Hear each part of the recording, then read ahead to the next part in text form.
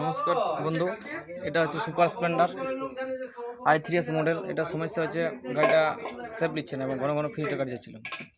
তো আমি সব কিছু খোলাখুলি করে দেখলাম, খোলাখুলি করে দেখার পর যে চাবি টাবি সব দেখলাম, সব কিছু ঠিক আছে, সেলফ কিন্তু নিচ্ছে না। দেখো আমি সেলফটা অন করছি,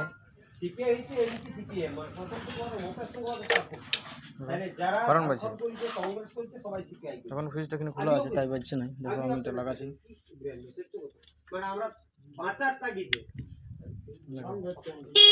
কারণ বাজছে, সেলফ কিন্তু দিচ্ছে না। তো এটা সমস্যা, আমরা সব কিছু খুলে চেক করলে সেলফ ঠিক আছে, এখানে কোনো মানে ভোল্টেজ আসছে না। কিন্তু গোড়া চেক করার পর দেখা গেল যে এইখানে যে রিলেটা আছে, এই যে তার চারটা তার আছে, এই জ্যাকটা কিন্তু ঝাঁকায়নি। দেখো দেখাচ্ছি, হ্যাঁ এই দেখো এই জ্যাকটা কিন্তু ছাড়াইনি, এই লকটা হয় জন্য এটা আমরা জ্যাকটা লাগাচ্ছি, তারপরে আবার চেক করে দেখছি কি সমস্যা। এই ক্লাস দেবো না, ক্লাস দেবো না, ক্লাস দেবো না, তো ক্লাস দেবো।